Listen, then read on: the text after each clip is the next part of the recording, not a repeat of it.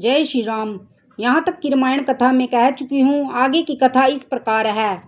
हनुमान जी के द्वारा भरत जी का प्रश्न और श्री राम जी का उपदेश। वे प्रभु के श्री मुख की वाणी सुनना चाहते हैं, जिसे सुनकर सारे भ्रमों का नाश हो जाता है।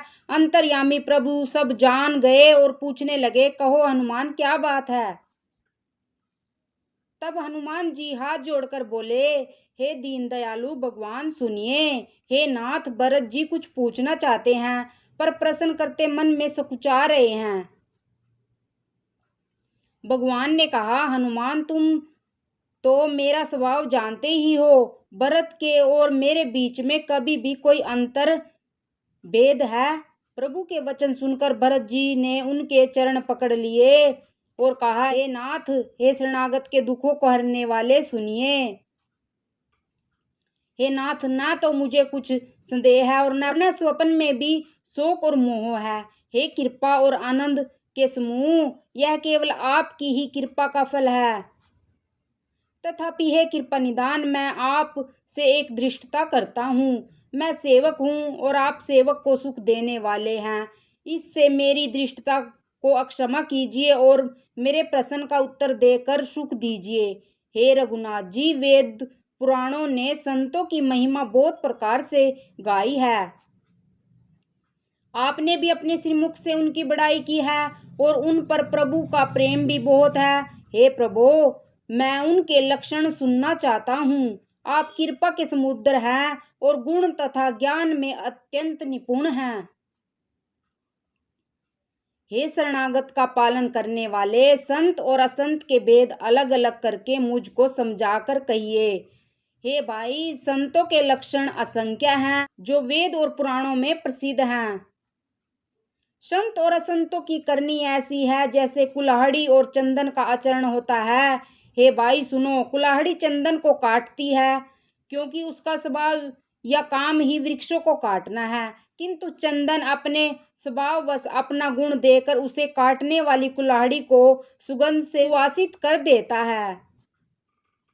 इसी कारण चंदन देवताओं के सिरों पर चढ़ता है और जगत का प्रिय हो रहा है, और कुल्हाड़ी के मुख को यह दंड मिलता है कि उसको आग में जलाकर फिर गन से पीटते हैं। संत विषय में लपट नहीं होते, शील और सद्गुणों की खान होते हैं। उन्हें प्रायः दुख देखकर दुख और सुख देखकर सुख होता है। वे समता रखते हैं, उनके मन कोई उनका शत्रु नहीं है। वे मद से रहित और वैराग्यवान होते हैं तथा लोभ, क्रोध, हर्ष और भय का त्याग किए हुए रहते हैं। उनका चित्त बड़ा कोमल होता है। वे दीनों पर दया करते हैं तथा मन, वचन और कर्म से मेरा निष्कपट भक्ति करते हैं।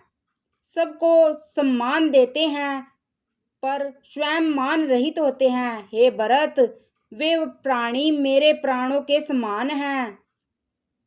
उनको कोई कामना नहीं होती, मेरे नाम के प्रायण होते हैं। शांति, वैराग्य, विनय और प्रसन्नता के घर होते हैं। उनमें शीलता, सरलता, सबके प्रति मित्र भाव और ब्राह्मण के चरणों में प्रीति होती है, जो धर्मों को उत्पन्न करने वाली है। हे तात, ये सब लक्षण जिसके हृदय में बसते हों, उसको सदा सच्चा संत जानना, जो श्रम, दम, नियम और नीति से कभी विचलित नहीं होते और मुख से कभी कठोर वचन नहीं बोलते, जिन्हें निंदा और स्तुति दोनों समान हैं, और मेरे चरण कमलों में जिनकी ममता है, वे गुणों के धाम और सुख की राशि संत जन मुझे प्राणों के समान प्रिय हैं। अब असंतों दुष्टों का स्वभाव सुनो। कभी भूल कर भी उनकी संगति नहीं करनी चाहिए। उनका संग सदा दुख देने वाला होता है। जैसे हरहाई गाय कपिला गाय को अपने संग से नष्ट कर डालती है, वह दुष्टों के हृदय में बहुत अधिक संताप रहता है। वे प्राय संपत्ति देखकर सदा जलते रहते हैं। वे जहाँ कहीं दूसरे की निंदा सुन पाते हैं, वहाँ ऐसे हर्षित होते हैं मानो रास्ते में पड़ी निधि पा ली हो। वे काम, क्रोध, मद और लोभ के प्रायण और निर्दयी, कपटी, कुटिल और पापों के घर होते हैं। वे बिना ही कारण सब किसी से वैर किया करते हैं। जो भलाई करता है उसके साथ बुराई भी करते हैं। उनका जूठा ही लेना है और जूठा ही देना होता है, जूठा ही भोजन होता है और जूठा ही चबेना होता है। अर्थात वे लेने देने के व्यवहार में झूठ का आश्रय लेकर दूसरों का हक मार लेते हैं अथवा झूठी डिंग हाका करते हैं कि हमने लाखों रुपए ले लिए, करोड़ों का दान कर दिया। इसी प्रकार खाते हैं चने की रोटी और कहते हैं कि आज खूब माल खाकर आए, अथवा चबेना चबाकर रह जाते हैं और कहते हैं हमें बढ़िया भोजन से वैराग्य है इत्यादि। मतलब यह है कि वे सभी बातों में झूठ ही बोला करते हैं। जैसे मोर सांपों को भी खा जाता है, वैसे ही वे भी ऊपर से मीठे वचन बोलते हैं परंतु हृदय के बड़े ही निर्दयी होते हैं। वे दूसरों से द्रोह करते हैं और पराई स्त्री, पराय धन तथा पराई निंदा से आसक्त रहते हैं। वे पामर और पापमय मनुष्य नर शरीर धारण किए हुए राक्षस ही हैं। लोभ ही उनका ओढ़ना और लोभ ही बिछोना होता है, अर्थात लोभ ही से वे सदा घिरे हुए रहते हैं। वे पशुओं के समान आहार और मैथुन के ही परायण होते हैं। उन्हें यमपुर का भय नहीं लगता। यदि किसी की बड़ाई सुन पाते हैं तो ऐसी सांस लेते हैं मानो उन्हें जूड़ी आ गई हो, और जब किसी की विपत्ति देखते हैं तब ऐसे सुखी होते हैं मानो जगत भर के राजा हो गए हों। वे स्वार्थपरायण, परिवार वालों के विरोधी, काम और लोभ के कारण लपट और अत्यंत क्रोधी होते हैं। वे माता पिता, गुरु और ब्राह्मण किसी को नहीं मानते। आप तो नष्ट हुए ही रहते हैं, साथ ही अपने संग से दूसरों को भी नष्ट करते हैं। मोहवश दूसरों से द्रोह करते हैं। उन्हें ना तो संतों का संग अच्छा लगता है, न भगवान की कथा सुहाती है। वे अवगुणों के समुद्र, मंद बुद्धि, कामी, वेदों के निंदक और जबरदस्ती पराये धन के स्वामी होते हैं। वे दूसरों से द्रोह करते ही हैं, परंतु ब्राह्मण द्रोह विशेषता से करते हैं। उनके हृदय में दंभ और कपट भरा रहता है, परंतु वे ऊपर से सुंदर वेश धारण किए रहते हैं। ऐसे नीच और दुष्ट मनुष्य सतयुग और त्रेता में नहीं होते, द्वापर में थोड़े से होंगे और कलयुग में तो इनके झुंड के झुंड होंगे। हे भाई, दूसरों की भलाई के समान कोई धर्म नहीं है और दूसरों को दुख पहुंचाने के समान कोई नीचता नहीं है। हे तात, समस्त पुराणों और वेदों का यह निर्णय मैंने तुमसे कहा है, इस बात को पंडित लोग जानते हैं। मनुष्य का शरीर धारण करके जो लोग दूसरों को दुख पहुंचाते हैं उनको जन्म मृत्यु के महान संकट सहने पड़ते हैं। मनुष्य मोह व स्वार्थ परायण होकर अनेकों पाप करते हैं, इसी से उनका परलोक नष्ट हुआ रहता है। हे भाई, मैं उनके लिए काल रूप हूँ और उनके अच्छे और बुरे कर्मों का फल देने वाला हूँ। ऐसा विचार कर जो लोग परम चतुर हैं वे संसार को दुख रूप जानकर मुझे ही भजते हैं।